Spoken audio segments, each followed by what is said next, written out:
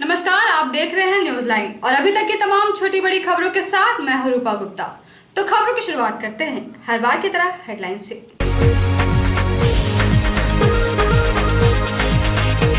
विश्व एड्स दिवस पर सदर अस्पताल में जागरूकता कार्यक्रम का आयोजन। सोशल डिस्टेंसिंग का पालन करते हुए लोगों को दी गई HIV व एड्स से जुड़ी जानकारी।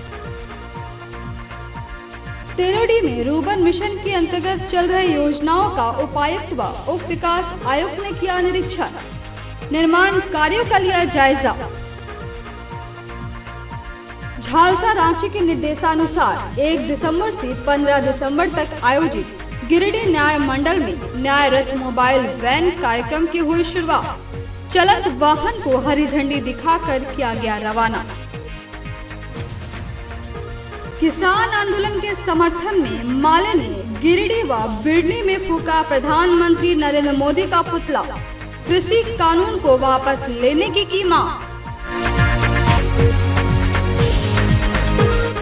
और अब खबरें विस्तार से। सदर अस्पताल में विश्व एड्स दिवस के मौके पर जागरूकता कार्यक्रम का आयोजन किया गया।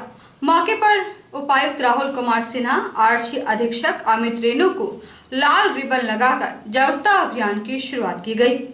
विश्व एड्स दिवस के मौके पर सिविल सर्जन की देखरेख में गिरिडीह सदर अस्पताल में सोशल डिस्टेंसिंग का पालन करते हुए जागरूकता कार्यक्रम का आयोजन किया गया, जिसमें मुख्य रूप से उपायुक्त राहुल कुमार सिन्हा, आरक्षी अधीक्षक अमित रेणु को लाल रिबन लगाकर इस जागरूकता अभियान की शुरुआत की गई। मौके पर आम जनता को HIV व एड्स से बचाव के बारे में जानकारी दी गई। इस दौरान रंगोली कार्यक्रम का भी आयोजन किया गया, जिसमें सदर अस्पताल के स्टाफ को सोशल डिस्टेंसिंग का पालन करते हुए रेड रिबन लगाया गया। मौके पर civil surgeon doctor S Sanyal, doctor Amit Gond, DPM Pratima Kumari, Mohammad Rustam, project officer CINI doctor Rachna Sharma, ICTC परामर्शी Pawan Kumar, LT Deepak Kumar, field officer CINI एवं सभी ट्रेनिंग ANM उपस्थित थी। हम लोगों ने सदर अस्पताल परिसर में एक रंगोली बनाकर लोगों को ये संदेश दिया है। इस बार का जो थीम है वैश्विक एकजुटता साझा जिम्मेदारी, और इसी पर हम लोगों को काम करना है। और धीरे मतलब ये तो ग्लोबल ये है, टारगेट है कि पूरे विश्व में जिस तरह से कोरोना ये किया हुआ है, HIV को भी खत्म करना है। अभी तक इसका भी वैक्सीनेशन नहीं आया है, बस बचाव ही जिम्मेदारी है, बचाव ही मतलब इसका उपाय है। उपायुक्त राहुल कुमार सिन्हा व उप विकास आयुक्त ने मंगलवार को तेलोडी में रूबन मिशन के अंतर्गत चल रहे सभी योजनाओं का निरीक्षण किया और निर्माण योजनाओं का जायजा लिया। उपायुक्त राहुल कुमार सिन्हा व उप विकास आयुक्त ने गिरिडीह प्रखंड के तेलोडी में चल रहे रूबन मिशन के अंतर्गत सभी योजनाओं का निरीक्षण किया, जिसमें व्यक्तिगत शौकपीट, कम्युनिटी शौकपीट, रेन वाटर हार्वेस्टिंग, नादेव टैंक, वर्मी कंपोस्ट, नाला का निर्माण, शमशान सेट का निर्माण व मत्स्य पालन के लिए तालाब का निर्माण का जायजा लिया। इस दौरान उन्होंने मुखिया रिजवाना खातून की सराहना की और कहा कि इस तरह से सभी योजनाओं को संचालित करना है और जन उपयोगी में लाना है, लोगों को इसका लाभ बताना है, साथ ही लोगों को इसे उपयोग करने के लिए प्रेरित भी करना है। मौके पर प्रखंड के कार्यपालक अभियंता मनोज सिंह, DRDA के जॉन डिसूजा सहित कई पदाधिकारी उपस्थित थे। ये बना हुआ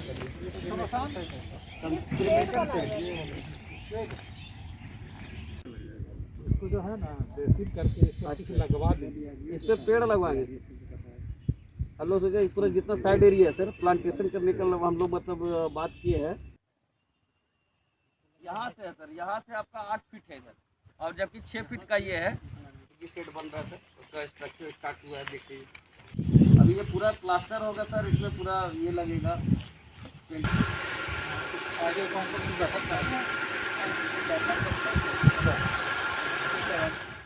माननीय उपायुक्त महोदय और उप विकास आयुक्त महोदय आए रूबन मिशन के अंतर्गत जितने भी कार्य किए जा रहे हैं तेलोडी पंचायत में, उनके निरीक्षण के लिए आए, जिनमें उन्होंने इंडिविजुअल शॉकपिट यानी व्यक्तिगत शॉकपिट का निरीक्षण किया और ड्रेनेज नाली निर्माण का निरीक्षण किया और मत्स्य पालन हेतु जो तालाब निर्माण कराया जा रहा है उसका निरीक्षण किया और कब्रिस्तान में जो शमशान शेड का निर्माण कराया जा रहा है उसका निरीक्षण किया, और मुर्गी शेड बनाया जा रहा है उसका, और नादेव टैंक और वर्मी कंपोस्ट जिसमें जैविक खाद बनाया जाएगा गोबर डाल करके, उसमें केचुआ डाल करके, वो सब सारा निरीक्षण किया और उन्होंने काफ़ी संतुष्टि जाहिर की और उनको संतोषप्रद लगा। और भी कार्य जो है रेन वाटर हार्वेस्टिंग का, कम्युनिटी सॉफ्टपिट का और बहुत सारे काम, और जैसे आने वाले हैं इसमें स्पोर्ट्स फैसिलिटी रूम का बनना है, सोलर कोल्ड रूम बनना है, और भी रूरबन मिशन के तहत कई और योजनाओं का संचालन हमारे पंचायत में दिया जाएगा।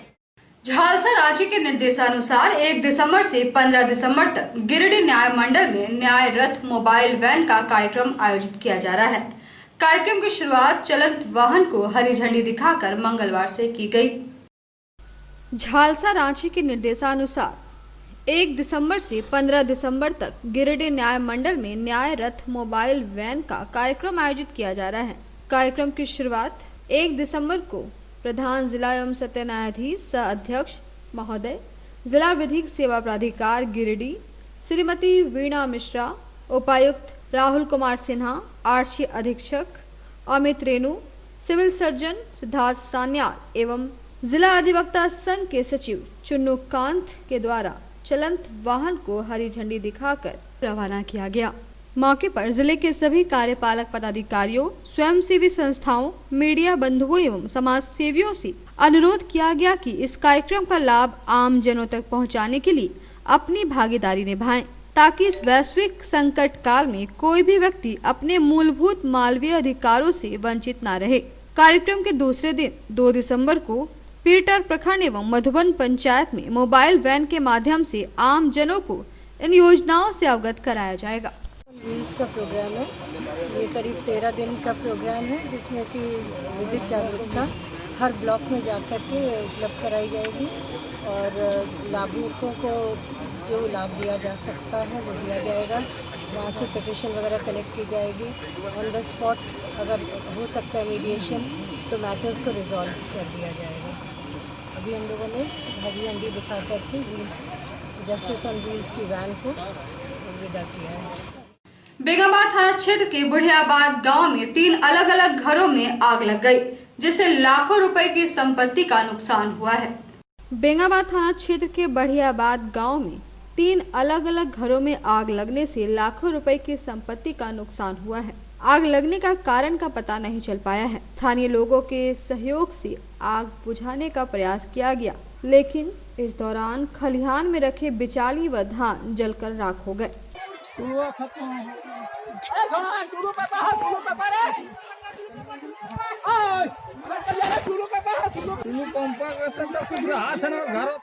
नीमियाघाट थाना के सामने अज्ञात वाहन की चपेट में आने से एक बाइक सवार व्यक्ति की मौत हो गई, जबकि एक अन्य व्यक्ति गंभीर रूप से घायल हो गए। नीमियाघाट थाना क्षेत्र के सामने अज्ञात वाहन की चपेट में आने से बाइक में सवार एक व्यक्ति की मौत घटनास्थल पर ही हो गई, जबकि दूसरा व्यक्ति गंभीर रूप से घायल हो गया। घटना की सूचना नीमियाघाट पुलिस को दी गई है। नीमियाघाट पुलिस शव को अपने कब्जे में लेकर घायल को इलाज के लिए डुमरी रेफरल अस्पताल भेज दिया है।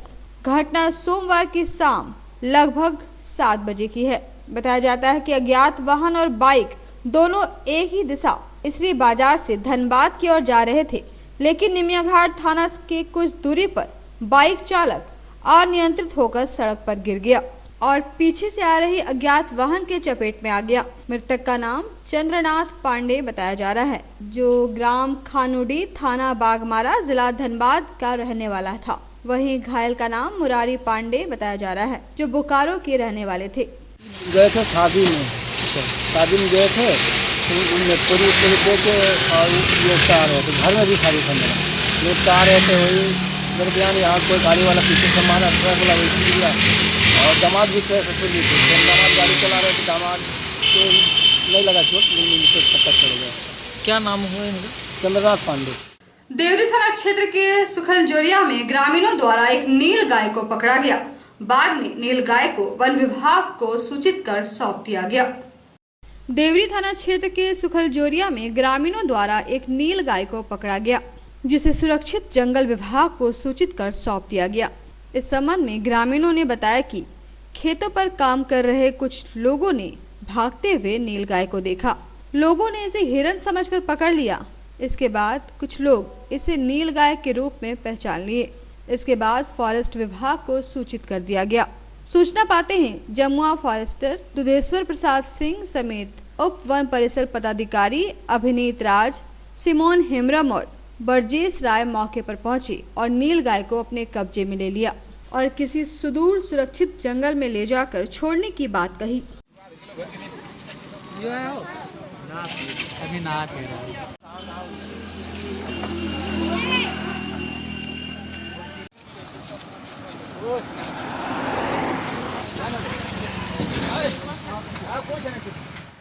भाकपा माले ने मंगलवार को झंडा मैदान में देश में हो रहे किसान आंदोलन के समर्थन व किसानों पर हो रहे दमन के खिलाफ प्रधानमंत्री नरेंद्र मोदी का पुतला फूंका और कृषि कानून को वापस लेने की मांग की।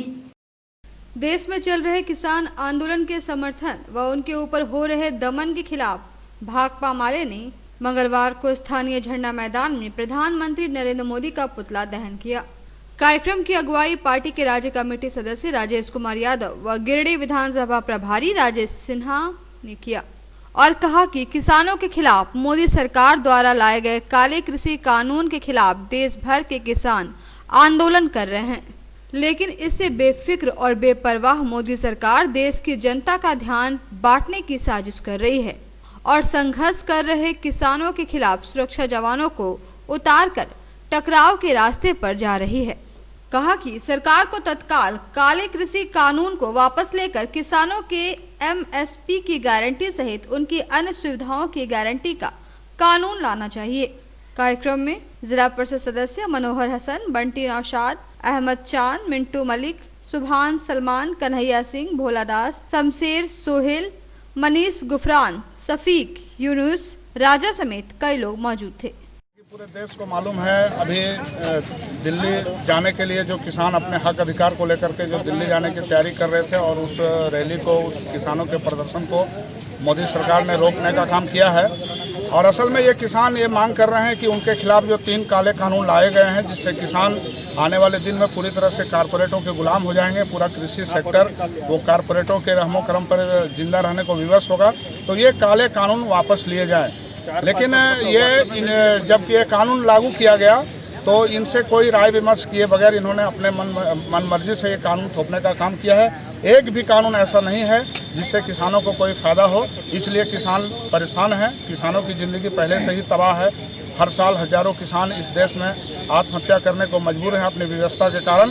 इसलिए वे चाहते हैं ये काले कानून वापस हो, जिसको लेकर के उनकी लड़ाई चल रही है। लेकिन देखा जा रहा है कि उनके साथ तरीके से बात करने के बजाय सबसे पहले उनको वहां दिल्ली जाने से रोक दिया गया। ये बड़ी अजीब बात है कि किसान जिनको वोट देते हैं वो दिल्ली जा सकते हैं, लेकिन उनको वोट देने वाले जो असली मालिक हैं, किसान, मजदूर, इस देश के आवाम, वे अपने हक अधिकार को लेकर के जब भी दिल्ली कूच करते हैं तो सरकार उनको जाने से रोकती है। यह गलत है और हम समझते हैं कि यह किसानों की सभी मांगों को पूरा करना चाहिए सरकार को, और नहीं तो ये आंदोलन गाँव-गाँव में बढ़ेगा और आने वाले दिन सरकार को इनकी हर मांग को माननी तो पड़ेगी ही, साथ साथ में सरकार को जाना भी होगा। आज झंडा मैदान में पीएम मोदी जी का हम लोग पुतला दहन किए, क्योंकि किसान विरोधी जो कानून लाए हैं पूरे भारत पे, उसमें किसानों की सहमति नहीं है और दिल्ली जाने से उनको रोका जा रहा था। हालांकि किसान बहुत दमदार है, पंजाब को हम धन्यवाद देते हैं। किसी प्रकार पूरे भारत में किसान बड़े पैमाने पर आंदोलन कर रही है और हम लोग भी अलग अलग जगहों पे अलग अलग तरीके से उस आंदोलन का साथ दे रहे हैं। मोदी सरकार जो है, समझिए ये हिटलर शाही की सरकार है। ये किसानों के साथ बहुत ही जुल्म कर रहे हैं। ये सारे बॉर्डर पे किसानों को रोक दिए। अगर इनको अपना इलेक्शन रहता है तो करोना नज़र नहीं आता है, कोई भी चीज़ नज़र नहीं आता है। लाखों लोगों का भीड़ जमा कर लेते हैं और जब किसान अपने आंदोलन में आए हैं तो उनको रोका जा रहा है, उन पर जुल्म किया जा रहा है। जबकि ये कानून जो बनाए हैं मोदी जी, ये बिल्कुल सरासर किसानों के खिलाफ है और किसान ये कानून से खुश नहीं है। इसलिए ये कानून को हटाना चाहिए और जो पुराने कानून जो चल रहे थे उसी कानून को लागू करना चाहिए। इधर बिरनी में भी माले कार्यकर्ताओं ने किसानों द्वारा किए जा रहे आंदोलन को समर्थन दिया और प्रधानमंत्री नरेंद्र मोदी का पुतला दहन किया। भाकपा माले बिरनी द्वारा मंगलवार को मोदी सरकार के किसान विरोधी कानून के खिलाफ प्रधानमंत्री मोदी का पुतला दहन किया गया। कार्यक्रम में माले के राज्य कमेटी के सदस्य सह प्रखंड सचिव सीताराम सिंह, रामू बैठा, राजेश कुमार विश्वकर्मा, संतोष कुमार, सीताराम पासवान, भरत बैठा, रामविलास पासवान, टेकनारायण सिंह सहित कई कार्यकर्ता उपस्थित हुए।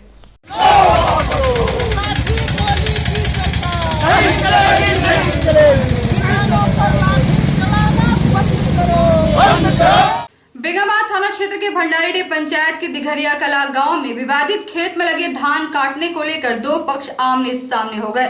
हालांकि बेंगाबाद पुलिस के पहुंचने के बाद मामला शांत हुआ। विवादित खेत पर लगे धान काटने को लेकर दो पक्ष आमने सामने हो गए। एक पक्ष के लोग कोर्ट के द्वारा भेजे गए नोटिस को अनदेखा कर सैकड़ों की संख्या में मजदूर लेकर पहुंचे और विवादित खेत पर लगे धान काटने लगे। इसे देखकर दूसरे पक्ष के लोगों ने मना किया पर नहीं माने। तब जाकर इसकी सूचना बेंगाबाद पुलिस को दी गई। मौके पर बेंगाबाद पुलिस पहुंची और मामले को शांत कराया और दोनों पक्षों को पूरे कागजात के साथ बेंगाबाद थाने में बुलाया। मामला बेंगाबाद थाना क्षेत्र के भंडारीडीह पंचायत के दिघरिया कला गांव की है।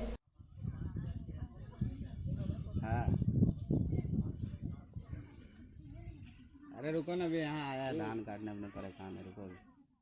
बेंगाबाद प्रखंड क्षेत्र के फुसरोडी गांव में चल रहे 9 दिवसीय हनुमान प्रतिष्ठा महायज्ञ का समापन हवन के साथ हो गया।